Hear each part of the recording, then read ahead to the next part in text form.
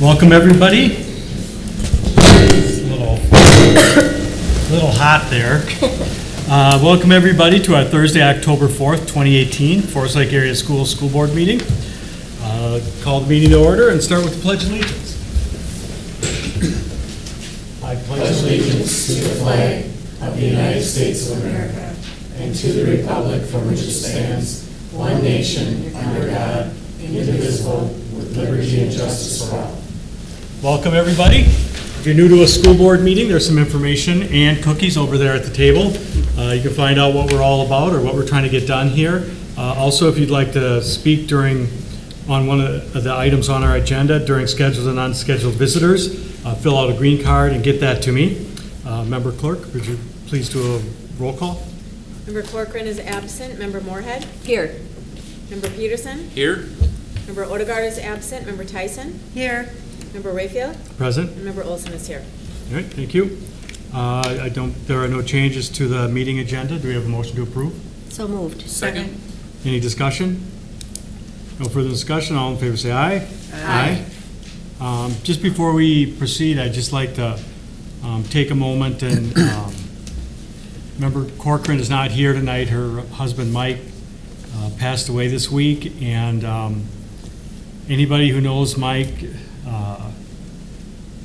and a lot of people did, knows that you walked away with a smile on your face because he was just he's an amazing guy, and so it's a very difficult week, and just wanted to mention it and just let Member Corcoran know that our hearts are with her, and I believe the community's hearts are with her as well, and wish the best to her and her three boys in this tough time.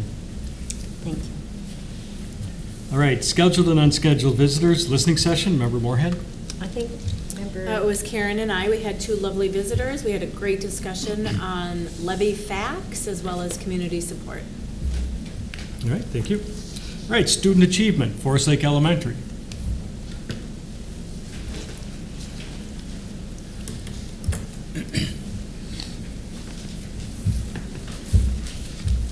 Good evening, Board. Kenny Newby, for those that don't know me, principal at Forest Lake Elementary School. I have two guests with me tonight. We have Caroline French, who is from Science for Scientists organization that we are going to be presenting about tonight. And Julie Larson, who is one of our fourth grade teachers. She will be here as her students in her grade level has been one of the beneficiaries of this program that we've had in our district. So I'm going to give a little background, an introduction, then Caroline is going to do a little presentation with us, and I'll be along with her to share some insight as well. So about a year and a half ago, I got an email, or all the elementary principals got an email from one of our curriculum coordinators, Brad Ward, about an awesome and exciting opportunity that had come to the state of Minnesota, and it was called Science from Scientists. And it was one of those emails that you don't really know, that much about until you dig into it a little bit, and we get a lot of things that come across emails that you don't know if it's junk mail or not. But I was really happy that I took the time to dig into this one a little bit further, because this has been an awesome opportunity for our students in our district to participate in such an engaging, I would say, program. So after I read that email, I reached out to the organization and said that we would be a school that would be interested in learning more about this. And Carlene came out to our school and did a little presentation to our teachers and told us, gave us a lot of background on what the program is all about, and really did a nice job of selling it to us. And our teachers bought into it, and last year was the first year that we were fortunate enough to have this implemented in both our 4th and 5th grade classrooms. And then we'll talk a little bit more about how the funding for that happens. As we finished last year, our kids were very excited about it. Our teachers felt it really did a nice job of supplementing our science curriculum and our science lessons. And as we know, as we've been through some of our budget cuts and we have limited resources, we definitely know that at the elementary level, for sure, science is one of the areas where it isn't always our top priority as we focus on math and literacy a lot, but it is one of those subject areas that can be really engaging, and is really important to keep kids engaged in, because it does lead to so many opportunities for them down the road. So as we finished up last year, it was something that we definitely wanted to continue if possible. And through a lot of work over the summer and getting some grants and in collaboration with Carlene, we were fortunate enough to get it back this year. Only at fourth grade at our school, but then it was starting to branch out into other elementary schools in our district as well to get more students involved. And one of the reasons we started branching out to other schools in the district is some of the grants that we were going for wanted more of a district-wide approach than just a targeted school. And so as a district and elementary principals, we decided that we would focus on the fourth grade level, and we are now getting branched out to 3 schools this year. So Carlene's going to go through a little bit of a presentation to give you more background information about what the program really is, and then we'll have some time for questions, and Julie will give some insight on her first-hand experience of working with the program for students as well. So, turn it over to Carlene. Thank you, everybody. Nice to meet everyone. The PG stands for Professional Geologist, so I spent about 30 years cleaning up contaminated sites, and then learned about this organization actually on National Public Radio. And when I thought, well, gee, I want to volunteer for them, but they weren't in Minnesota, and so I worked with the organization to bring the organization to Minnesota. So we've been in Minnesota for about 3 years. The organization is we call ourselves a STEM enrichment organization, so science, technology, engineering, and math. And our focus really is to help teachers, schools, and districts meet the increasing demands for STEM proficient and interested students. So basically we hear the workforce needs out there, and we also hear the needs to close achievement gaps. And so basically the organization was founded in 2002 to help teachers and schools meet that need. Whoops, I'm pressing on the wrong button, sorry. Because research indicates that by the time students get to high school, about 83% of them are either not interested, not proficient, or both in science, technology, engineering, and math subjects. Our organization specifically focuses on the elementary to middle school grades, so we specialize in 3rd through 8th grade. In this district, we're working with the 4th grade this year, 4th and 5th grades last year.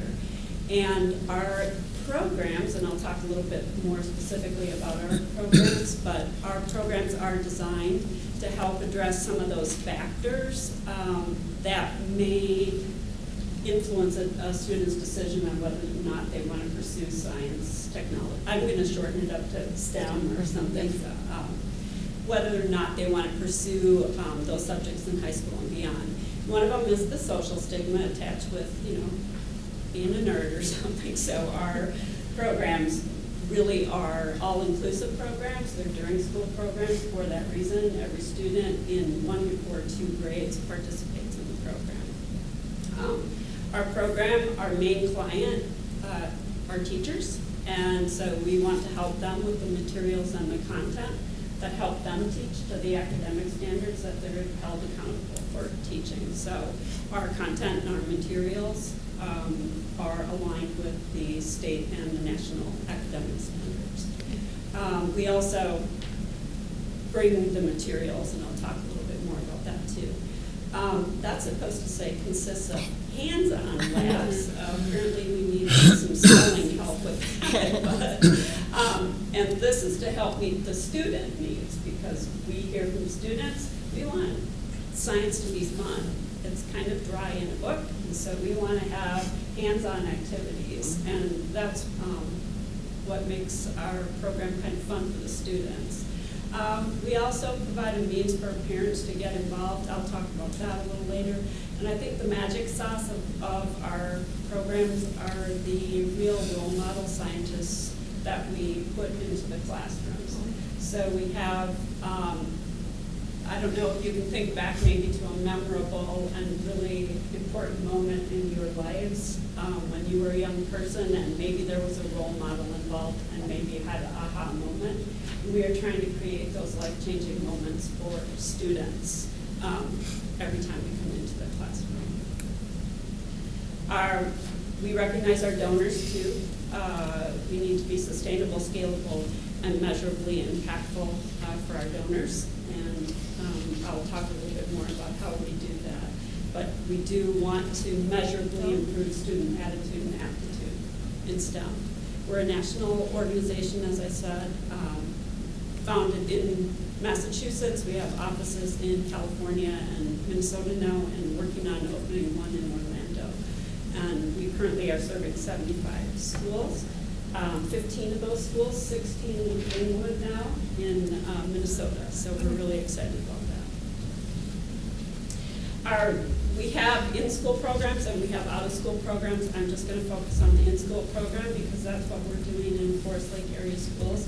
We have, it's a mouthful, it's called the In-School Module-Based STEM Enrichment Program.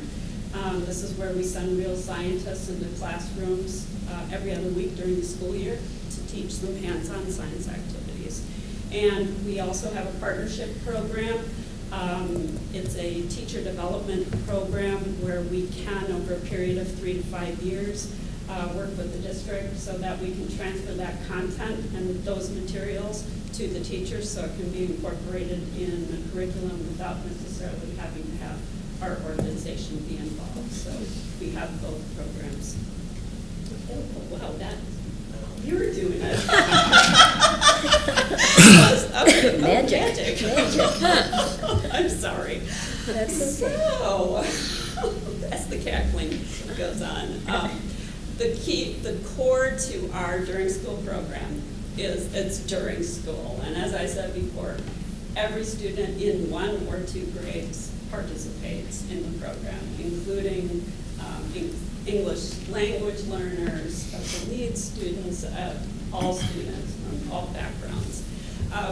Another key factor is the role model scientists. These are real scientists, so they're people like myself, maybe a lot younger, who have real science degrees, and they've been practicing in the profession, maybe taking a break for a while, maybe pursuing a graduate degree, but they're real scientists with real practical applications, and we hire them for their ability to relate to students.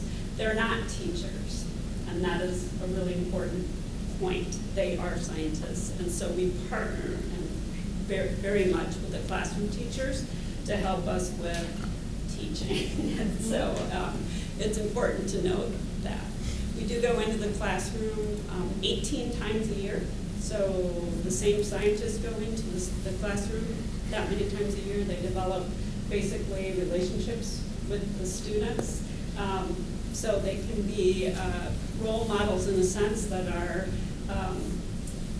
somewhat outside of their maybe day-to-day experience, and they can encourage them to try new things and help give them the confidence to that they can succeed in science.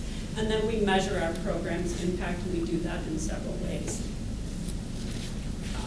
How it works in detail, the program is we typically, before this visit starts or before each visit, it depends on the school or district, we'll sit down with the teachers. So before the school year started, we sat down with the principals and the teachers of the schools that were in Forest Lake area schools, and we selected the roster of lessons from our library of over 90 lessons. So teachers basically can pick and choose what lessons they'd like to have to complement their curriculum. About a week before the visit, our scientist instructors will send out a teacher prep document that basically gives some additional information if they want to play some videos or do some other activities with their students to prep for our lesson or to follow up. We have that information available to the teachers.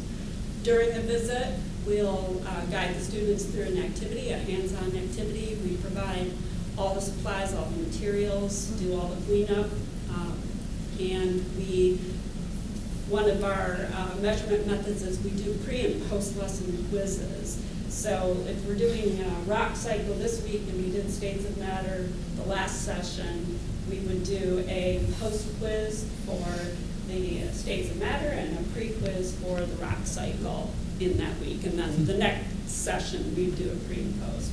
And basically, it's a way for us to see whether we're teaching the lessons effectively and whether the students are retaining the information. It's also a way for us to say, Julie, they didn't get that energy transfer piece of the States of Matter, so you might want to review that. It's an important communication tool for us. And then after the visit, we do have take-home activities. We do have a web portal. We also can give the take-home activities out via hard copy paper. But they're generally follow-up activities that if the student comes home really excited about, rock cycle or, because who wouldn't? Then they can make rocks with simple everyday items that they have at home. So parents don't have to go anywhere, they don't have to buy anything, they can use, a cookie sheet, some crayons, and make rocks with their students at home. So it's a key part of the program. And then, as I said, we follow up on the quiz performance. Again, we have over 90 lessons in all the various facets. I say science a lot, but it really is science, technology, engineering, and math. And they are all aligned with the state and the national standards. And we pride ourselves on being customizable so that each school can have a lesson plan that meets their needs.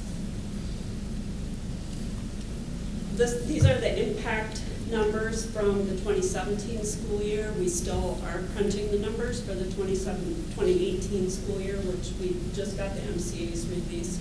But we track the aptitude and the attitude in a couple of different ways. Our quiz improvement scores are one of the ways we track aptitude, student aptitude.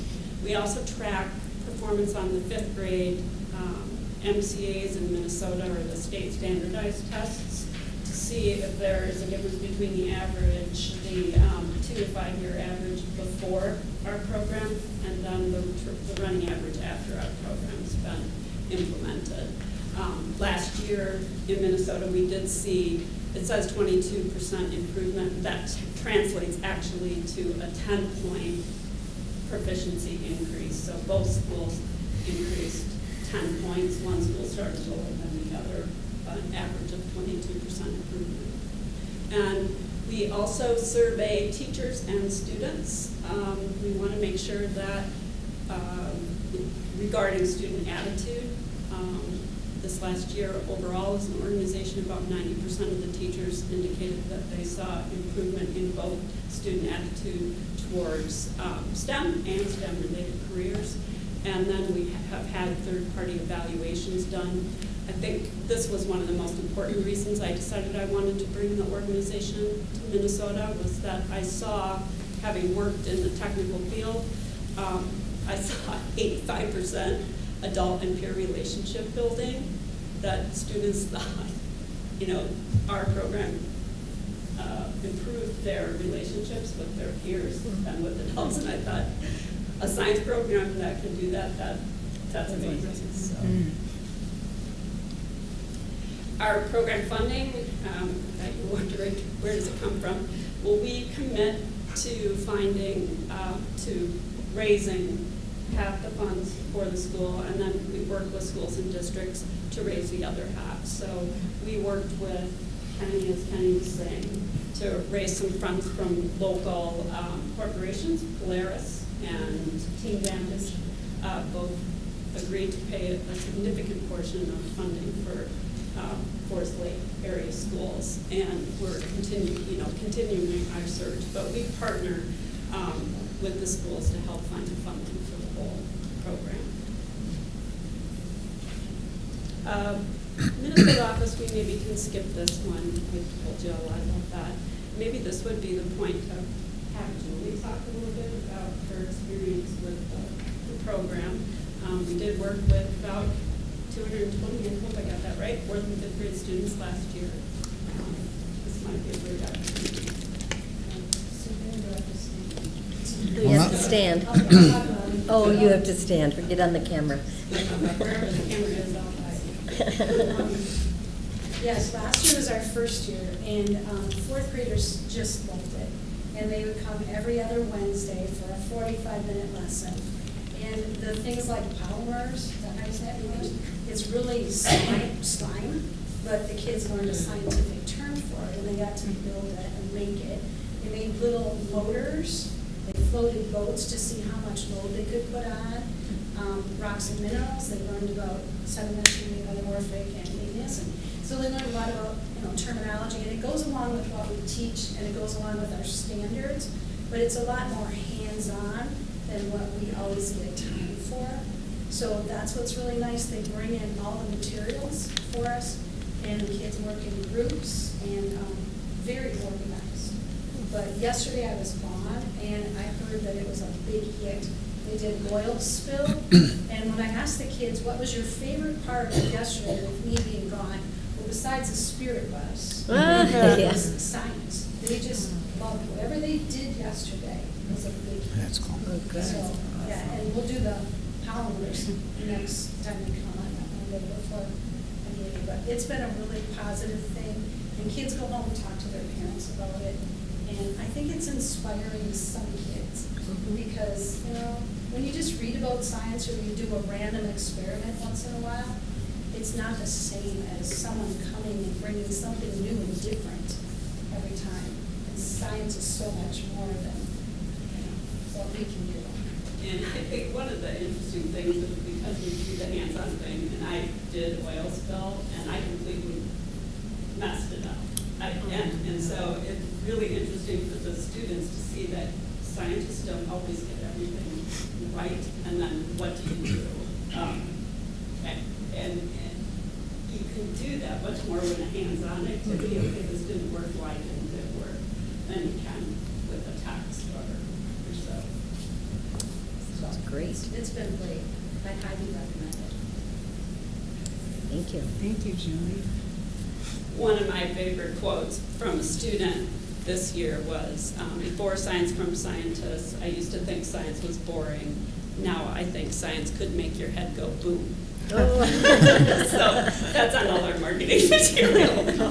Anyway, so this is kind of the roster that we have set for Forest Lake Elementary and Lino Lakes Elementary this coming year. You can see everything ranging from simple machines and experimenting with brains and cryptography to engineering redesign, building a bridge, electromagnetism, what's in my head, polymers, and we'll be bringing on Linwood as well this year. Neat. And these are the two scientists that have been assigned to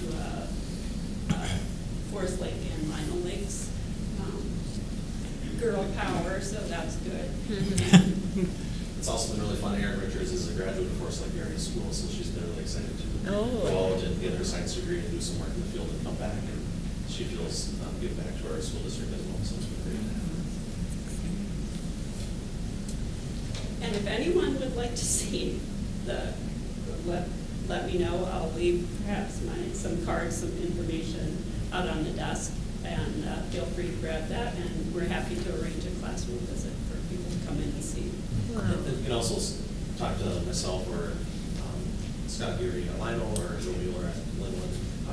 Wednesdays are science days in our district, so every other Wednesday at Forest Lake, and then the opposite Wednesday the weekend at Linwood and Lino. So we'd love to have you come by and see us. What time of day? It is spread out throughout the day. So at Forest Lake Elementary, we have 5 fourth grade classrooms that participate. We each get a 45-minute lesson. So we do start off pretty much right away in the morning, and there's the break over the lunch and recess and target time to grade, and then we have one at the end of the day. So really spread out throughout the day. That'd be great. Yeah, well, okay, I'll leave some information. Please come and visit. We're fun to host everybody. So. All right, any other questions? I just have one question. Sounds like a great program. Kenny, how do you make room in the day for that? Like we said, this does supplement our current science curriculum, so the teachers are able to, that's what's been really great about the program is the science, or our fourth grade teachers get to sit down at the beginning of the year and look at what they need covered through the year, and they get to pick which modules they're going to do and what order they would like them to do it in. Okay. As you know, our science gets rotated throughout the district throughout the year, so that's likely why some of those are in different order, because that's the way it best supplements what we're currently working on in the building. So the days that they come, it kind of takes place of what the teachers would be teaching anyway. We do a little bit of shuffling just to make sure we can fit it in throughout the day. But I wouldn't say we're missing out on anything because we're doing this. I think this is just an added bonus to what we're doing. It's very exciting, my goodness. Yeah, I also, I mean, one thing I always think is important is that, you know, the kids see the human side of these different disciplines, and because I think it really helps them picture themselves in that role, and that seeing that at an early age, having scientists coming in is just great, because it's something that personifies the career, I think, you know, and that's just great. And science can be so interesting, and you know, if it's done right for The kids. hands-on. Yeah, That's good. absolutely. So really appreciate your work. Thank you so much. Thanks for bringing it to Minnesota. Yeah. Thanks for the opportunity to present. And I'd just like to give one more shout out to both Polaris and Team Vantage, both local businesses that really stepped up. And without their support, we would unfortunately not have been able to have this in our schools this year. So we're hoping to continue that relationship with them and even branch out to others to continue to get this in, hopefully all fourth grade classrooms in the district in the years to come. So, Can't thank them enough. All right, thank you. Thank you.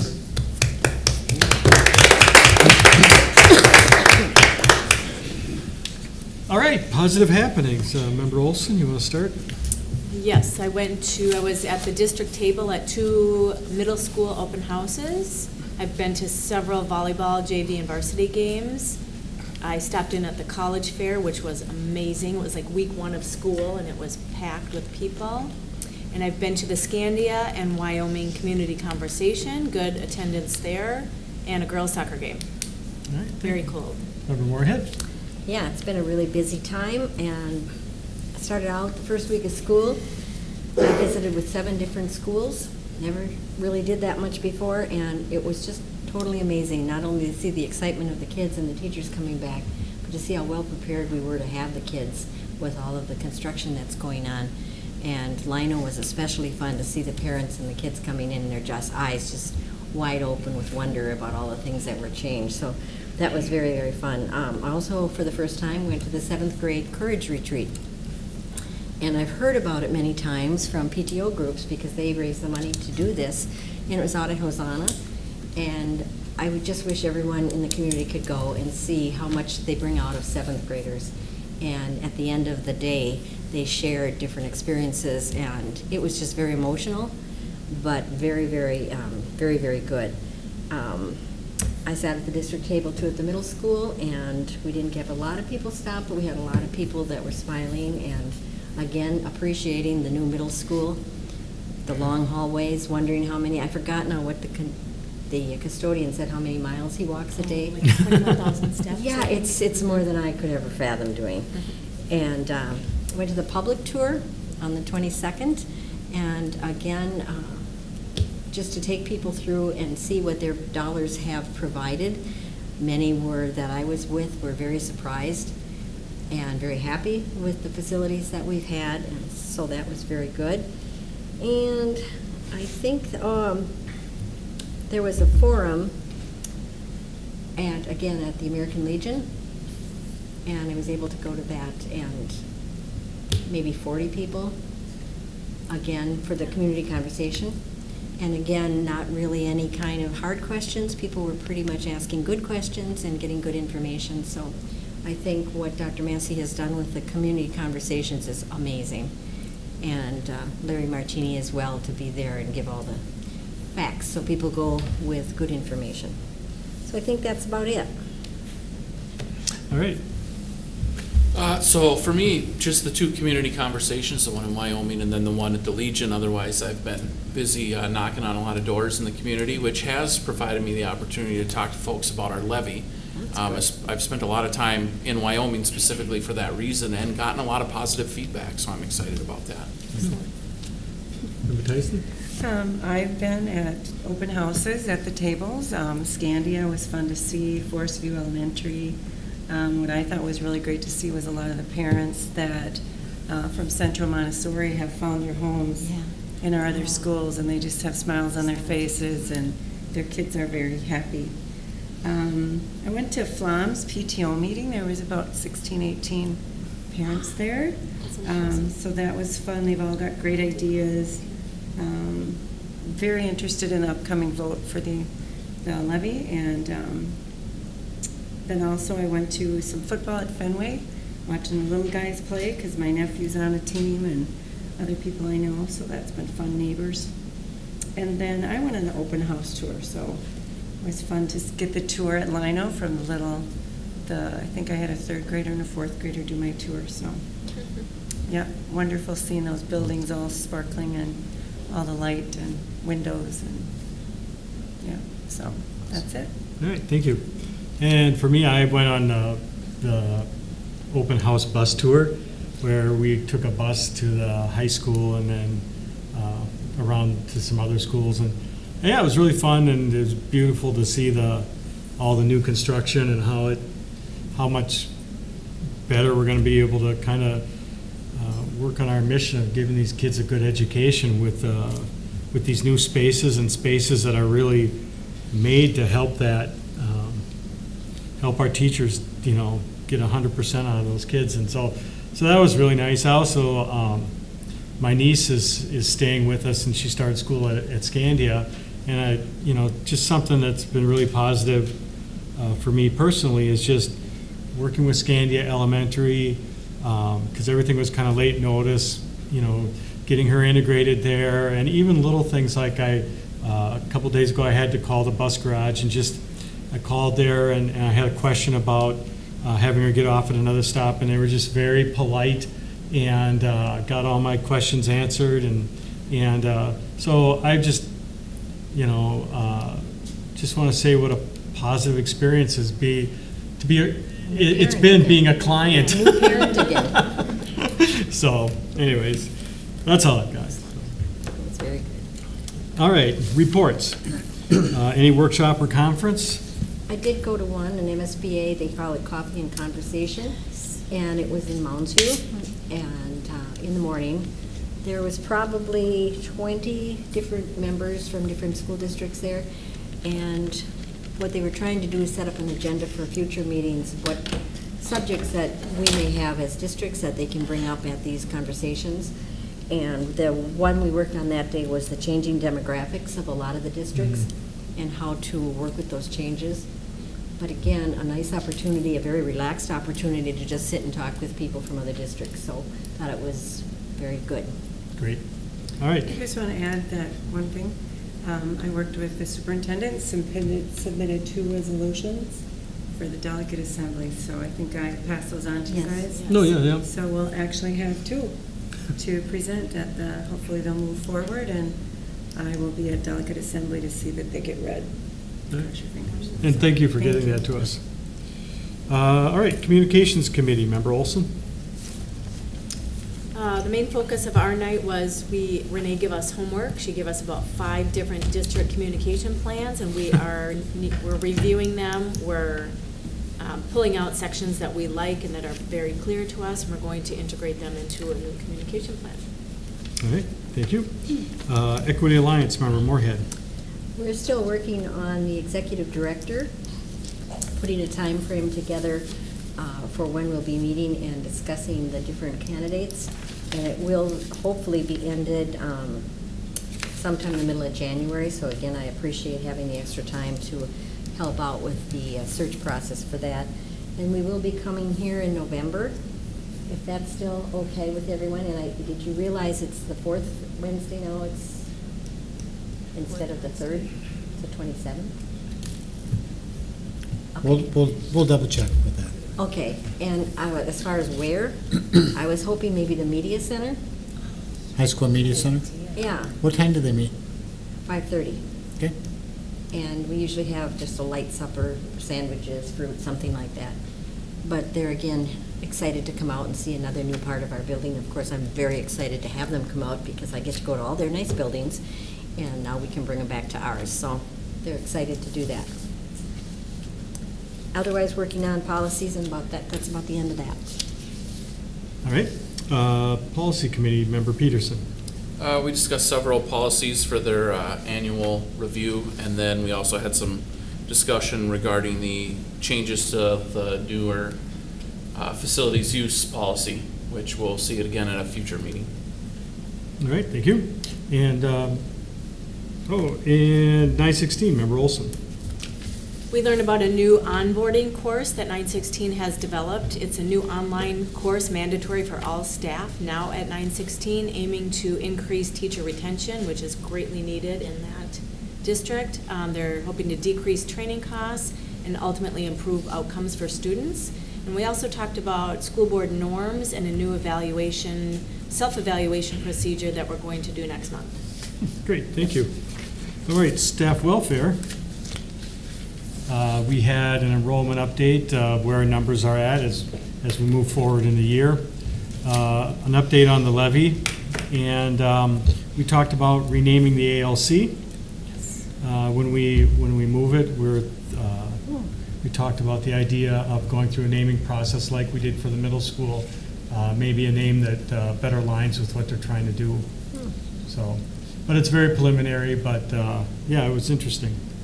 And then Finance Committee, we had FY18 audit status, the FY19 budget status, and property tax levy update, which I think if you read in the paper, shows that the property taxes from schools going down. So, all right. Curriculum, instruction, and equity, Member Moorhead. Well, I apologize that I wasn't able to make that part of the evening, and I felt bad. It was the first time we were sharing it as a district, and so I have no report on that. If Diane would like to add anything. We talked a little bit about where we were at with equity and our follow-up from the opening speaker this year and how those conversations will continue. Okay, I'll be there next month. All right. City of Forest Lake, Member Moorhead or Member Tyson? Go ahead, Karen. They did a forum a couple nights ago. Time just goes fast in my life. But anyway, they had the mayoral candidates, and I was able to ask the question about the relationship between the city and the school and how important they thought that was, and was happy to see that it seemed they were all pretty happy to be on board. And I did ask the question directly, will you support the levy in November? And there were 4 people running for the mayor's seat, and all 4 of them said they would be supporting. So that was good to hear. And other than that, it's been the big one, I think.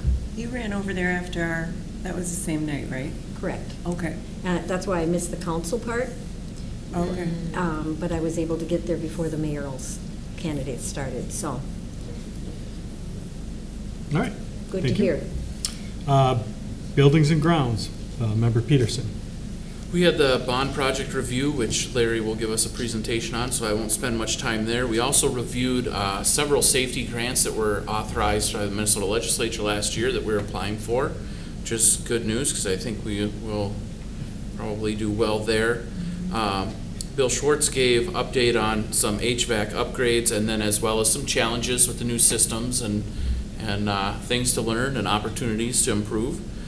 And then also, they gave a report on the reuse of the ag lime. So originally the ag lime from Southwest was just to be discarded, but somebody recognized that there's a whole pile of ag lime sitting there and we should save that for the other fields throughout the district.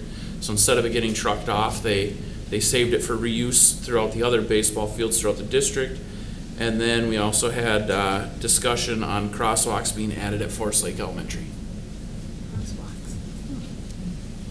All right, thank you. Reshaping Opportunities for Success 2015-2020, Director Martini. And Good Director evening. Martini, before you begin. Yes. Did I have that right with my Finance Committee that the property levy, tax levy update, our property taxes are going down for schools? Again, yes, that's correct. I actually have a slide this evening because it does tie into how our bonds have been structured, and it's pretty exciting. So you're absolutely correct. Taxes All are right. going down again for the school portion. All right, thank you. Well, as always, we share with you, again, some of the professionals and folks that are making this work happen. It's really a pleasure to share this information with you. I'm not orchestrating any of this. I'm not the guy with the marionettes or anything like that. I'm just your business manager helping you with the finance piece.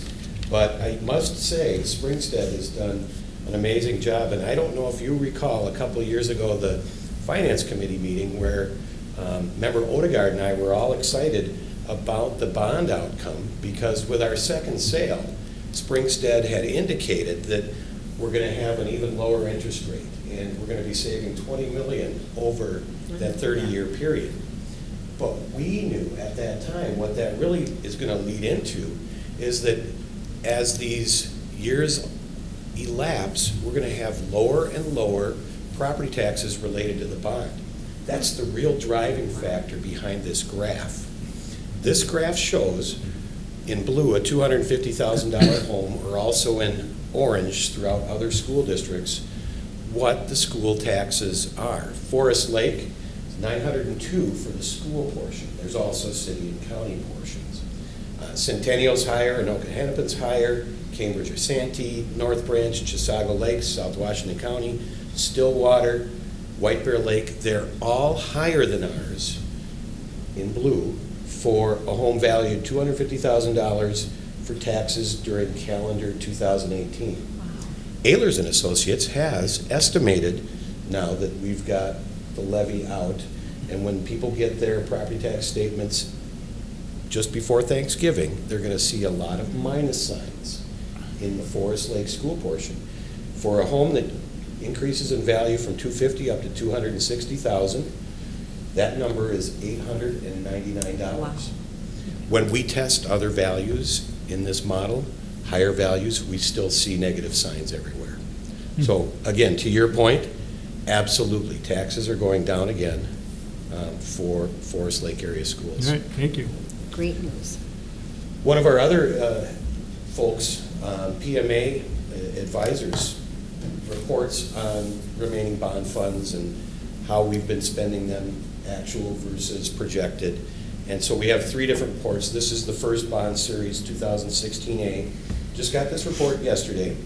And for that first bond series, we've got $15.5 million left. We're going to actually be earning over $800,000 of interest income. I know the interest rates are low, but these folks are really savvy at picking the right investments and helping us actually further the dollars. For 2016B, we're going to be earning over $900,000 of interest income because we're going to stretch the pay schedule farther out. You'll see blanks in that graph below, and then finishing off in the end of calendar 19. That has $13.2 million left. And the most recent issue, our facility maintenance and tax abatement bonds, I thought I'd share with you as well, since that graph looked so right on the money for August and a little less than what was anticipated in September. We still have $6.3 million left there. So all very exciting news from the finance front. And I loved your reports this evening. I want to just take a walk back to September 22nd. If you remember, that was one of the first nice days after probably a week of rain and cold. So it was amazing that we had so many folks show up at high school, Scandia. Columbus had all sorts of parents and kids due to their festival. And we were just amazed over at the middle school. Oh, yeah. JP had us go to different locations, including Industrial Tech, which was amazing and outstanding. I'm only going to highlight a few buildings with photographs, so don't think I'm missing out on Lino Lakes, because the next slide isn't a rendering. That's an actual aerial shot from today. Wow. It does look that good. Oh, my goodness. The flags are flying. And Krause Anderson remains on site. Their trailer's off to the right because, of course, they'll be busy doing punch list things and finishing up HVAC stuff. Parking. And the building will be tested and balanced and commissioned that the air conditioning, heating systems and all of that finally work as designed, but that work takes a good 9 to 10 months of fine-tuning. So there's somebody on site every week doing that work. We've just gotten a commissioning report from Columbus, for example, and yet that was completed more than 12 months ago. Again, we're hard at work at Linwood Elementary. This is a before picture. If you recall, you saw this photo about a month ago when they were just getting ready to crane rooftop units on top of that steel structure. And from the air, you can see that now they've applied some more materials to what was previously yellow gypsum board, and they've got the steel enclosed up above, and they're doing roofing up there. And there's still quite a bit of materials laid down out by the soccer field out to the northwest there. On the southwest. I think it was most interesting this summer that we got the call, whoa, what's going on in the southwest? A lot of calls. Because we've been inside the building working ever since May. The dumpsters out front are proof of that. But this was the work that got everybody excited, Exactly. which is going to be a holding pond and parking lot for the early childhood entrance area. And just before the building, they'll have some playground structures located there. The rain was awful there. It was a big mud pie. A big mud pile. If you look to the lower left side of the picture, that's roughly where the drainage grates will go into the holding pond. So from that black mark off to the bottom left and over towards the street, towards the west, that'll all be a pond area. The rest will be parking lot and then playground and then the school facility. Because on the north end of there, it's early childhood wing. Here's another view of the mud pie. And again, quite a bit of work going on at Southwest because they're inside very busy doing demolition as well. Can I ask Yeah. about the tennis courts? Because I've been getting questions about that. Is that they're removed and what's going to be there? So the surface is still there, but they are going to be removed. Because we're taking up this green space, we're providing more green space on the other side where the tennis courts Okay. are currently located. And those courts were not usable. They were in really bad shape. Okay. They're constructing the chiller enclosure just to the right side of the swimming pool. If you see that brown dirt with the skid steer located in it, kind of in the center of the picture. So next to the swimming pool, we'll have the chillers for piping chilled water throughout the facility for its air conditioning component. It's much more efficient than the DX coil cooling. Today, we had probably our second or third to the last design meeting up at up at Wyoming Elementary. Hey. And tomorrow morning, they're going to be looking at some of the interior things, but they have actually shifted their plans and are not focusing on driving the buses around the other side of the building. They're going to be expanding the width of the lot. You can see right off of 61st or 61. And so they will have still some directional focus where they're going to try and get cars to come back out to the south entrance exit where there is a semaphore or a stoplight, and buses only exiting out that northern connector to Highway 61. So that was a little bit of a shift. We'll get back together again a couple times in the next month, and then it'll go out for bid. But they're very excited about heating, ventilating, air conditioning improvements throughout the facility. Right now, the perimeter classrooms do not have air conditioning.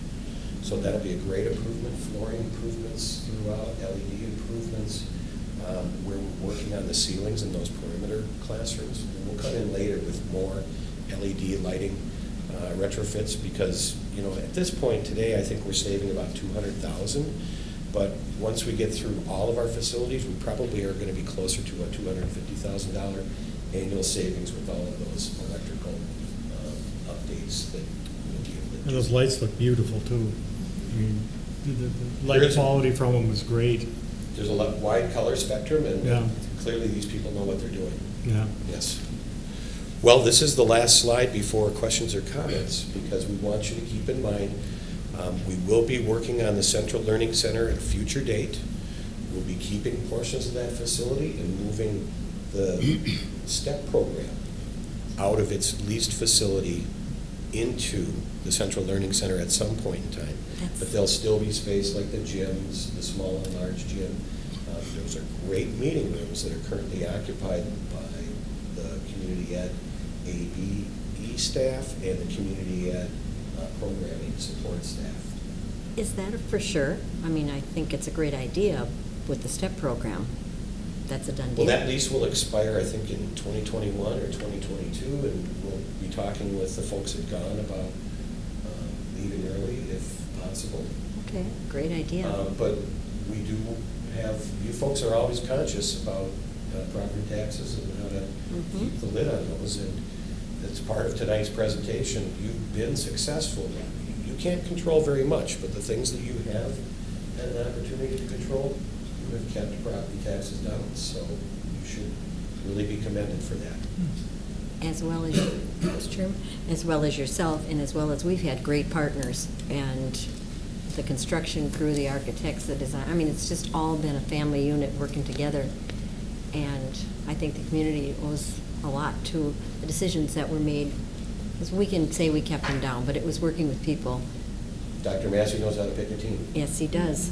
Great team. They're easy to work with and always looking out to save money and still do a great job. Member Peterson, you have a question about time and budget? Are we still on time and under budget?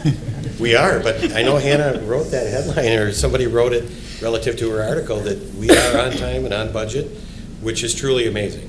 That's truly amazing. I just got a short anecdote. We've been getting a lot of rain, and it was just pouring. And I'm sure I'm not the only board member who was just thrilled to see that the high school was all properly draining, even though we had a deluge, right? And the day of the open, and so I was just all excited because the water was draining so nice. And then I wasn't able to get to the Scandia open house, but my wife Kim did, and she said, oh yeah, Principal Greiman was so excited to show us how the drainage worked in the back. And I can remember us all walking, when 6-7 years ago when we were looking at that and talking about, how poor the drainage was. And yeah, it's just little things like that are exciting, but then also to see those beautiful pictures, it's just wonderful for the community, so. One last point for you, Yeah. as long as I'm in front of you, we are doing the final lift of asphalt at the high school, near the greenhouse area, the science wing. That will go on over MEA, so we're excited about that. Oh, So yeah. thanks for the reminder. Gonna be good. And one more thing, and it was brought up, maybe Mr. Husbeck, our faithful liaison there, would be able to mention too. They brought up the water, that we're working with a partnership to reuse the water from the pond, and So the city of Forest Lake is actually the fiscal agent for the Bowser Water Reuse Grant. We've partnered with Rice Creek Watershed, the city of Forest Lake, and Bowser to have Bolton and Bank design a water reuse project using our 2 ponds at the high school. We're going to connect them, modify one of them, and then that irrigation on our fields will come out of those ponds after it's been filtered and lit up with ultraviolet rays in a special type of UV blaster, UV diffuser that Peterson Brothers, the equipment supplier, will be providing. So Forest Lake Contracting is doing the work. We've been meeting quite frequently with Bolton Bank, and Forest Lake Contracting is actually going to start in a couple of weeks out here. And add a piece to that, Bolton Mink and Rice Creek Watershed have educational arms as well, and they're working with our ag teachers and a couple of other departments at the high school to design curriculum that can be used, not just for us, but statewide, Wow. related to water reuse. that's big. Yeah. That Big is- deal, yes, That it is is. a big deal, and another really, really good partner. Yep. I did, through my employment, get the opportunity to tour Southwest on Tuesday. I actually did a job check there. It's very interesting to go through the building and see how much of the floor is missing and how I mean, there's trenches in there where the plumbers are down 4.5, 5 feet, you know, Oh, below my. the floor, so. Yeah. It's See, exciting to see the change over there, having been there when my daughter, who's now 21, went to school there, and it was rough then. So it's nice to see the remodel. It's good to see it from different eyes than your school board eyes. Now you're the worker eyes. Right. Lots of good things going on. Yeah. All right, thank you. Thank you. All right, superintendent's report, Dr. Massey. Thank you very much. I'm going to take advantage of my opportunity here to spend some time walking through our upcoming levy. We are now Oh, almost... come on. Yeah, that was quick. Whose dog? We're roughly 1 month out from November 6th election, even though early voting is now happening throughout our community at a number of polling places. We all know that there is a distinct difference between bond and levy, and I think Director Martini's presentation on the bond project is a great illustration that those dollars, we all know, are dedicated to renovation, remodeling, upgrades to our buildings, and cannot be used on operation. So in order to address our financial situation, our operating needs, this board in April identified an operating levy, and I want to walk through various elements of the operating levy. And as we have been throughout the community talking about this, I would add that in my estimation, we are creating a lot of reach and a lot of understanding on this referendum. We're hoping that the word is out, the understanding, the buy-in is growing. We'll see on Election Day how that plays out, but I am really proud of the effort the community has undertaken to educate each other, to educate their neighbors, to come to community conversations, to get involved, to study, to understand the issues. It's been very, very impressive. There are two primary drivers to the need for an increase in our voter-approved operating referendum. First and foremost, and I know you've seen this chart before, we face a funding gap from the state. That gap is upwards or over $2,500 per pupil over the last 25 years in terms of what we get per pupil from state funding, our largest funding source, and where that funding would be had the state kept up with inflation over the last 25 years. That presents a real challenge for our district, as you well know, as well as, frankly, every district throughout the state deals with the same deficit. The mechanism to overcome this deficit or to cover this deficit is voter-approved operating referendum. Many districts throughout the state have voter-approved referendum in place. Some districts cover that entire gap. Some cover half or more of that gap. We cover $462 of that gap. I will say that we are grateful for the 462, and in 2006 and renewed in 2010, 462 did a really good job for us. But with upwards pressure on our budget, over 12 years, you can see we have not had an increase in 12 years on 462. That has significantly less buying power for us as a district than it did 12 years ago. So coupled with lagging state funding, a voter-approved referendum that is 12 years old, we face financial challenges to the effect of, over the last 4 years, $7.5 million of budget cuts and adjustments to our budgets. Without sufficient increases from the state and diminished buying power on our voter-approved referendum, we have to balance our budget, as you guys well know. And in order to do that, we have to reduce operations, reduce expenditures in order to meet the revenues that we have coming into the district. These cuts have been in many forms, from reductions in teaching staff, supports for struggling students, gifted and accelerated opportunities for students, increased fees, just tremendous impact throughout our system to do the work that we need to do to enhance and move forward our instructional programs. So last April, this board set in place an $825 per pupil increase. That will generate for us, if successful, upwards to $5.5 million per year for the 8-year term of the referendum. I would challenge our community, and I've said this over and over through our community conversation and elsewhere, that we need to shift our thinking from this being a political question to being a question of values. The real question at hand, in my view, is a question, as I said, of values. And that question is, what do we value as a community? What type of schools do we want to provide for the young people, for the students of our community? Along with that, then, comes the related question: to what extent are we willing to fund those schools? That's the question.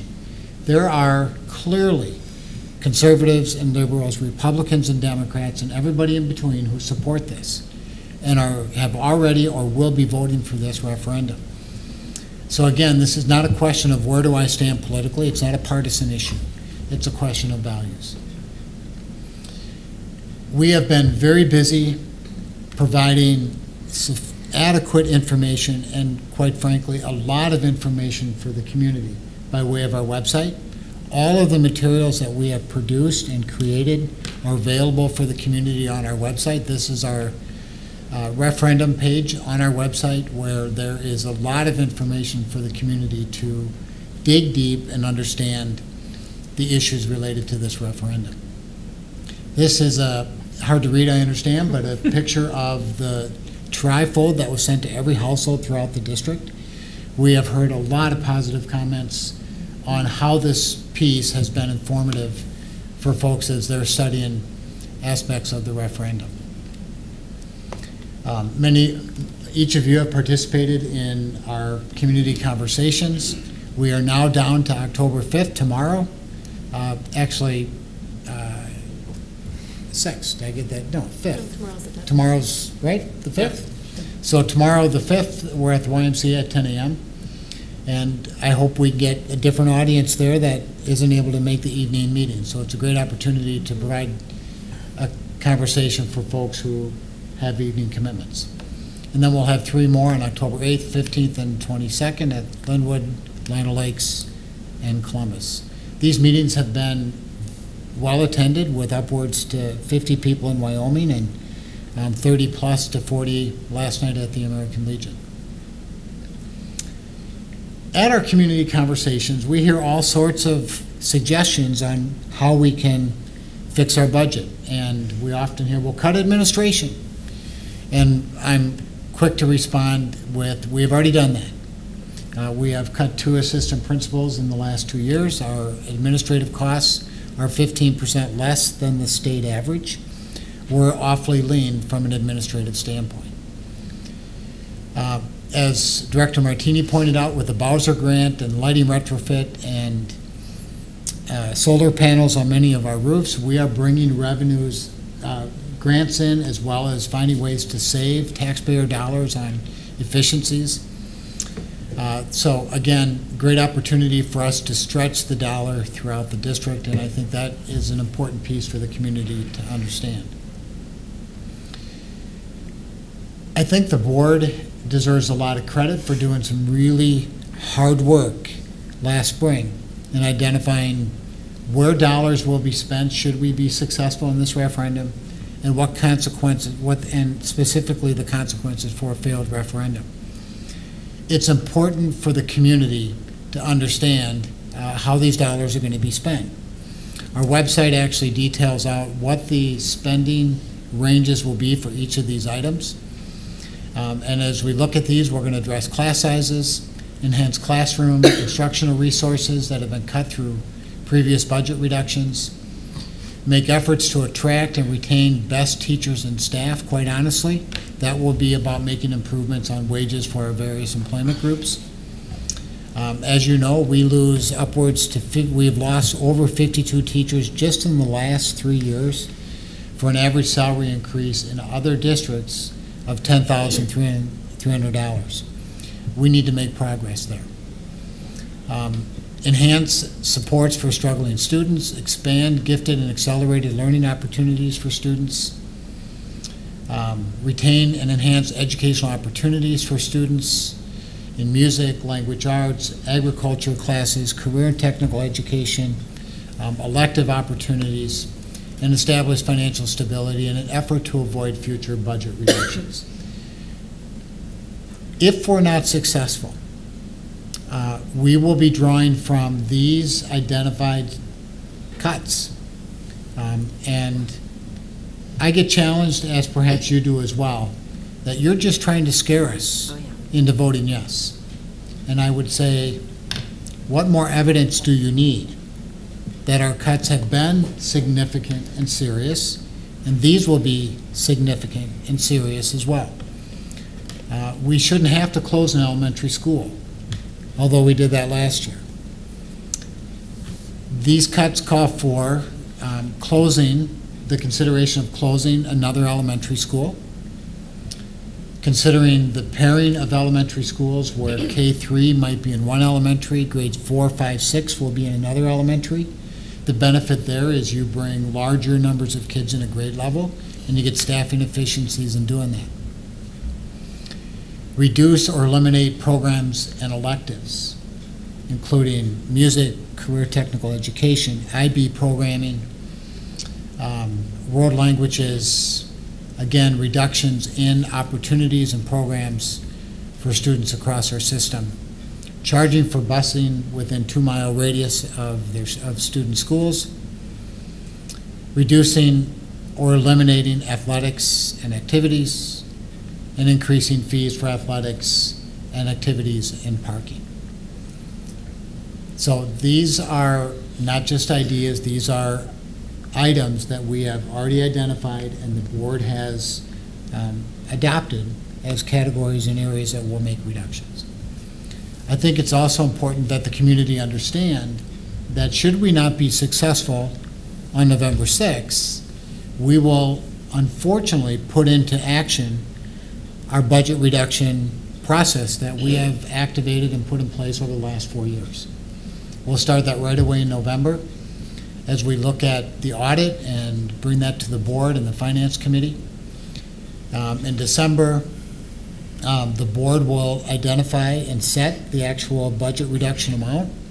And as Director Martini and I have spent time looking at our budget, we believe that that would be in the range of $1.5 to $2 million of budget cuts.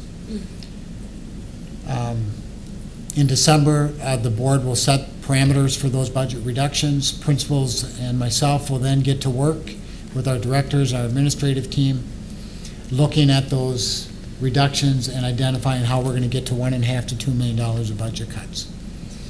Finance committee will start looking at those recommendations as they begin to take shape and form.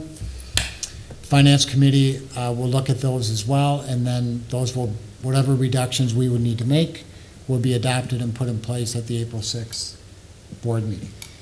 So I put this out there in order to respond, quite honestly, to, I think, the very fair and appropriate demand and request of our community to be upfront and be transparent. There shouldn't be a mystery on how we spend the dollars, and there shouldn't be a mystery on where the cut should come from. And in order to provide specificity and detail and the reality to that, we have a budget reduction timeline put in place should we need to do that. So with that, I would take any questions or comments. Steve, I'd just like to say that I've been pressed on it before as a school board member, how these things don't impact us. And I have a 10-year-old at Wyoming, and we live within 2 miles of Wyoming Elementary. So the busing one would impact my family directly, along with many of the other cuts that, of course, would impact my own son. So it's not like we are immune from the things that we put into place. And again, don't have any children right now in school, but the realtors will tell you, and they will be putting presentations together, that it does affect our property values. If it isn't enough that we really care about everyone else's children, it does affect property values and who wants to move here. So I think there's reason for everyone to look seriously at this, and I certainly appreciate all the efforts that the district has done to go out to the community conversations and educate the people. That's just been a real bonus. I think we would all agree that the extent to which we are strong and we grow as a school district lifts the entire community. Along with that, it lifts industry, it lifts property values, and I would contend that we all benefit from that. Our private schools, our charter schools, our public schools. If we're strong, we're all strong. Did speak to at the meet greet they had for some candidates. I spoke to a parent from Leela, and she said that she's out talking to Leela parents about exactly that they share some of the features that we have, but also their property values and how important that is. Right. And her comment was, I would never vote against a levy. And so we're hoping that the charter schools are with us on this, and we need everybody. That's right. Yeah, I would just say one thing. I think I speak for the board when I say that we believe that if anybody in our district gets the information, fully understands the information about this levy, I would have no doubt they would vote yes. Right. We truly believe that an informed electorate would pass this levy easily. And so it's very nice to see that on our district website, it's easy to click on the levy link, and there is so much good information. It's nicely formatted. So I would just say to the public, if you have questions about the levy, of course, you can always contact a board member or give us a call. On the website, it's my home phone number. You can give me a call. But also on that website, you can get all the information you need, because we believe in being as transparent and as open as we can about this, because we truly believe that if you understand it fully, you're more likely to vote yes. So, I mean, all right. Okay. All right, do we have any items we would like pulled from the consent agenda? All right, do we have a motion to approve 7.1 through 7.4? So moved. Second. Any discussion? If there's no discussion, all in favor, say aye. Aye. All opposed? All right, approved. All right, donations, Member Olson. Yes. Okay, we have $1,306.67 from the Forest Lake Dance Line Boosters to the Forest Lake Dance Line for a .75 assistant coach. $500 from St. Gobain Corporation, Sage Glass in Faribault, to Lino Lakes Elementary to purchase a flat screen monitor for the new Commons area. Prevention materials from Hazelton Betty Ford Foundation through funding from the Anderson Foundation to Forest Lake area schools to support prevention work in the district, valued at $3,000. $2,500 from Alina Health to the Forest Lake Family Support for funding for depression, screening materials, and related expenses. Staff shirts at Scandia from the Scandia PTO to Scandia Elementary to celebrate the completion of construction and the new school year, valued at $305. A Crocodile Gate trainer from the Cabasa and Shaw family, the Forest Lake Area Schools Special Ed Department, for a family to borrow in order to decide on a gate trainer or walker, valued at $300. $210 from Abrahamson Nurseries in Scandia to the Forest Lake Area Family Support for supplies and resources. $2,000 from the Forest Lake Baseball Association to the Forest Lake Area Middle School to work on ball fields. Padded stackable chairs from Justin Breyer in Forest Lake to Independent School District number 831 Community Education Early Childhood Program, valued at $200. Giant Jenga game from Alex King Studios in Forest Lake to Wyoming Elementary for student use, valued at $75. We have a confidential donation from Brian Alm of Landmark Insurance Service in Forest Lake to the Forest Lake Area Schools Food Service to help families pay off negative balances on meal accounts. Another donation of confidential amount from Julius and Cheryl Hanna of Forest Lake, again to the food service to help families pay off negative balances on meal accounts. and a refrigerator from Dorothy Rademacher of Lino Lakes to Lino Lakes Elementary School workroom valued at $100. Donation totals are $10,000, $496.67. All right. Move to approve all donations. All right, do we have a second? Second. Discussion? Yeah, I would like to comment on the fact that St. Cobain Sage Glass out of Faribault contributed to Lino Lakes, and that's great. Yeah. All right, any other comments? Other than a Thank big you. thank you to all our people who put so much into bringing that into the district, so. All right, with that, all in favor say aye. Aye. All opposed? All right. Donations accepted. We don't have any old business tonight. New business, 10-1, first reading of the mandated reporting of maltreatment of vulnerable adults, policy 414. Okay, as a first reading, this is not taking action tonight. This is a school personnel, states that school personnel must report suspected maltreatment of vulnerable adults when the school personnel has reason to believe that a vulnerable adult is being or has been maltreated or has knowledge that a vulnerable adult has sustained a physical injury which is not reasonably explained. The policy committee has completed its annual review of this policy, and there are no changes recommended at this time. Okay. 10-2, first reading of the mandated reporting of child neglect or physical or sexual abuse policy 522. School personnel must immediately report instances of child neglect or physical or sexual abuse when the school personnel knows or has reason to believe that a child is being neglected or physically or sexually abused or has been neglected or physically or sexually abused within the preceding 3 years. The policy committee has completed its annual review of this policy, and there are no changes recommended at this time. Okay. 10-3, first reading family and medical leave policy 428. The purpose of this policy is to provide for family and medical leave to school district employees in accordance with the Family and Medical Leave Act of 1993 and also with parenting leave under state law. This policy needs to be reviewed at least annually for compliance with state and federal law. And there is just a It's one change. one change on the under section 7,